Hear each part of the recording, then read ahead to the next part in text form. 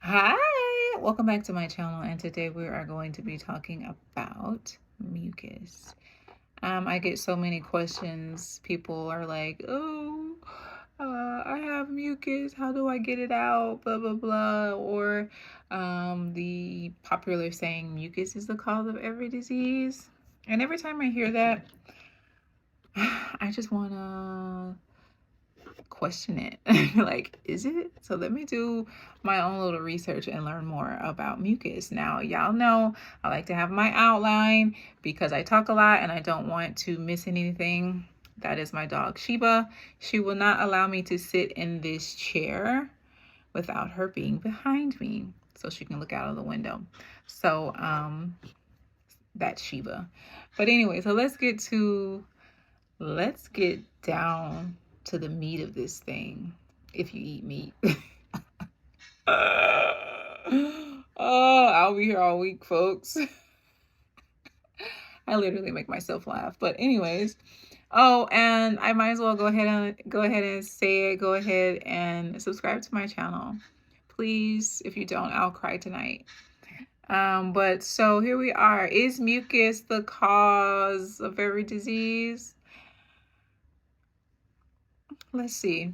So first of all, you want to know, what is it, right? Mucosal membranes cover every surface of the body that has access to the outside environment, except for the intestinal tract. Obviously, it doesn't have access to the outside environment, but a lot of those pathogens and things can be in the intestinal tract because you eat it.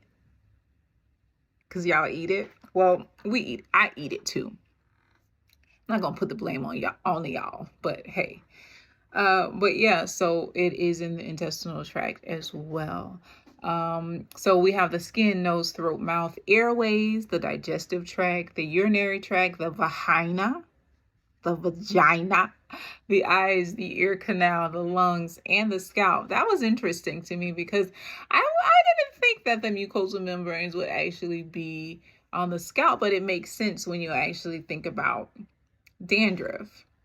But I guess we'll get into that at another time. But that was new to me and actually very interesting. So the mucosal membranes, they have their own functions based on where they are located in the body. Some of the main functions are, and also when you hear the term mucus is the cause of every disease, you immediately think that it is bad. Right? You think that it's bad, but they're reading this book, which is the book that I'm reading is in the description box. It's a link to my Amazon store. I recommend that you read it. It's an amazing book. In fact, one of the few that I found on mucus. It's not a lot of them, or none that I've found. So the mucosal membranes, they all have their own functions based on where they are located in the body. So some of the main functions are a transporter. They're a transporter of nutrients. Now, who would have thought that the mucus that is the cause of every disease transported nutrients? Yeah, they do. The nutrients and the byproducts from the cell, they transport nutrients and byproducts from the cell to the mucosal membrane. I am so crazy. The elements that are transported are oxygen, nitrogen, carbon dioxide, and hydrogen carbonate. And in the intestines and stomach, we have the mucosal membranes that transport proteins and vitamins as well. So it is essential that your mucus is flowing, and it's flowing properly because it transports the nutrients. Okay. And not only that, the mucus, it protects you. It protects the cells from toxins, bacteria, fungi. I love saying that word. I do not know why. Fungi. Viruses, microorganisms, debris, allergens, and other foreign invaders that try to make you sick. So how does the mucosal membrane protect the cell? Immunoglobulins. When I think of that, I think about goblins from like Halloween. The B cells, the T cells, they're all fighter cells, all there to keep you healthy and well and not sick. Now, this is interesting. Okay. Everybody's always talking about probiotics and good bacteria and all of that, but guess what provides a home to this good bacteria? Gosh dang it. Yep. Mucus. The mucus that causes every disease is a home to probiotics. They're territorial. So why not? Why not? Let's get together. Let's work together. These not the proteins, but this mucus and these gut bacteria. Let's join forces and protect this human body. Okay, because I'm territorial, so I'm going to work with you to keep this person well. So these probiotics are just like, oh no, you're not coming in here. Okay, you foreign invaders, you're not coming in here. So I'm going to fight with these immune cells inside of the mucus and keep you guys out. That's why you need good bacteria, and that's why you need mucus. Okay, so mucus is not all bad. Okay, I know they want to tell you that it's bad for you, but it's not all bad, and you cannot get rid of all of your mucus. Okay, friends? Don't want to get rid of all your mucus. You need it. Okay?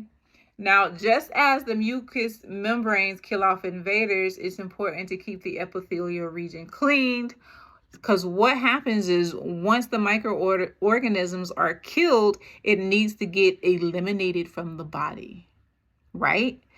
And that is why, you sneeze, you cough, you blow your nose, you breathe, or you sweat, because that is a way for these dead microorganisms that your body protected you from needs to get out of you.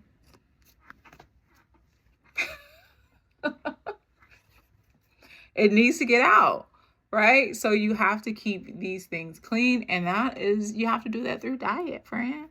There ain't no other way around it. You got to do it through diet. You got to keep it clean so it can get this stuff out. And it's also another reason why y'all need to wash your hands.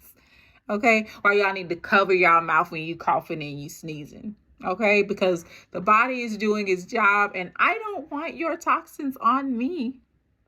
I don't. Okay? So wash your hands. Cover your mouth. Okay? I think we can all agree on that. Okay, so what are the problems with mucus? In my reading, I think the problem is because of two things: not enough mucus or too much mucus.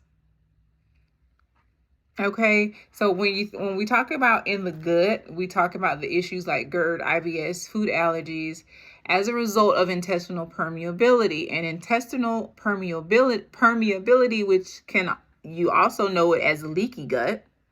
Okay, and this is because the mucus layer, that thin mucus layer that covers it, becomes damaged, and the mucus starts to diminish.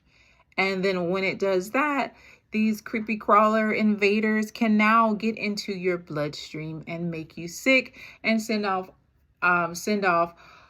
all of these releases of these immune cells. Then you get inflammation, and then you get this histamine release, and now you have food allergies, and now you have hives, and now you're allergic to nuts, and now you're allergic to gluten, and now you're allergic to certain types of fruits.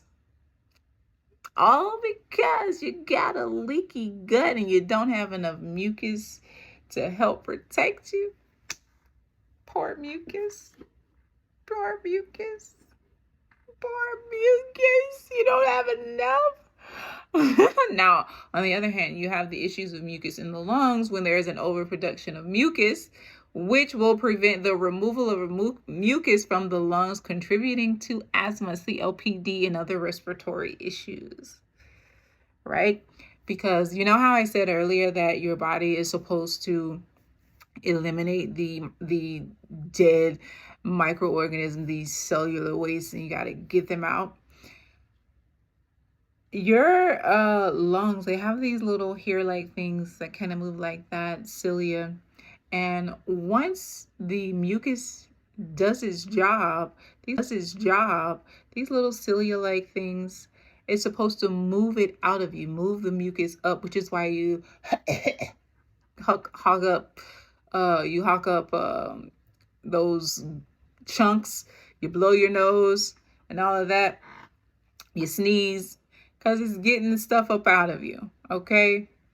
Now, when you continuously take in things that are toxic, let's say, for instance, smoking, you keep smoking, the mucus keeps being produced.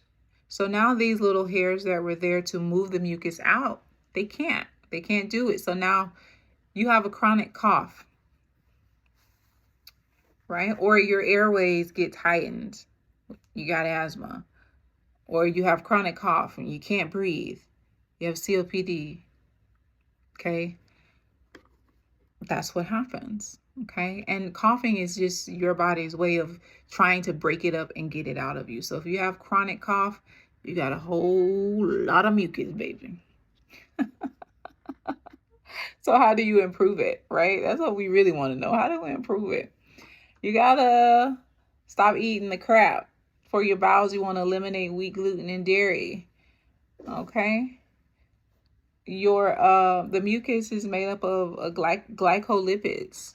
Okay. So when you consume things that are toxic to you, which are in a lot of the foods and in the environment and a lot of the things we put on our skin, when we put those things on us, it causes lipid peroxidation. Okay. And that's what weakens the mucus, right? You're pretty much breaking down that mucus, the mucus that's there to protect you intestinally. Okay. Now, what weakens it? Formaldehyde, smog, industrial waste, wood preservatives, microbial toxins, pharmaceutical toxins, alcohol, pesticides, nicotine. Now, y'all know nicotine on there. Parabens, foods and beverages high in refined sugar. Now, y'all know we love some refined sugars now, don't we? Saturated fats, fried food, fast food. Come on, somebody. Fried foods, foods that are burnt and overcooked. And that makes you rethink grilled food. It makes you rethink it. Okay. Foods that are burnt and overcooked. Because I know a lot of people who love those little burnt hot dogs, those little burnt sausages, that little burnt piece on the chicken off the grill. I mean, but let's call a spade, friends. Let's call a spade. It is what it is. I know it's good, but it's not good for you. I know it's good, but it's not good for you. And that's where balance comes in. Okay, you can't eat the burnt hot dogs every weekend. Y'all forgive me. I'm country and I like to talk. Okay, also stress, anger, anxiety, and lack of sunshine. I make it a point of mine to, I work at home, so I try to go outside at least 3 or 4 times a day and sit in the sun. I like to go outside and look at my plant babies. I love my plant babies. They make me happy. So try to get out and get some sun. I'm from Florida. Thank sweet baby Jesus. So I get lots of sunshine here. So you want to eat more foods that stimulate mucus production and treat inflammation. And this is for the people who have the issues like GERD, leaky gut, and things like that, IBS. Even those of you that have ulcerative, I can never say that word, ulcerative colitis. I think that's it. Okay. Don't judge my head, judge my heart. No, that's not how you say it. Wait, how do you say it? Charge it to my head, not my heart. You know, old country people say that. So eat more foods that stimulate this mucus production to treat the inflammation for those who have those intestinal issues. I'm going to put this list in the description box so you can see exactly what I'm talking about, and you can go and find it and see what works for you. And so let's get into it. So we have Boswellia, Astralagus, Reishi. I've heard great things about Reishi, and it's a mushroom. Panex Ginseng, ginger was also on there. We have salt. Salt is really good, especially for people with the sinus and congestive issues and this region here. So black pepper, I actually have a product called the Essentials formula that contains black pepper. It's amazing. It's something that you just want to take every day. Marshmallow root, cayenne pepper. I love cayenne. Turmeric, bishop's weeds, and Triphala. And to eliminate mucus, you want to try Muellin, whatever it is. Muellin, that's like the go-to. You'll hear that a lot. But there's Grindelia, skunk cabbage, Coltsfoot, English ivy, and that is it. So if you ask me, is mucus the cause of every disease? I'm going to say I'm not convinced yet. There's more research to be done in order for me to believe that. But I'm not convinced. I hope you learned something today, because I definitely enjoyed this time with you. And it is my prayer that you get what it is that you're looking for, and you get the healing that you've been searching for. That is my prayer for you. And I hope you have a marvelous day. And don't forget, I know it's good. I know it's good, but it's not good for you. Okay? Toodaloo.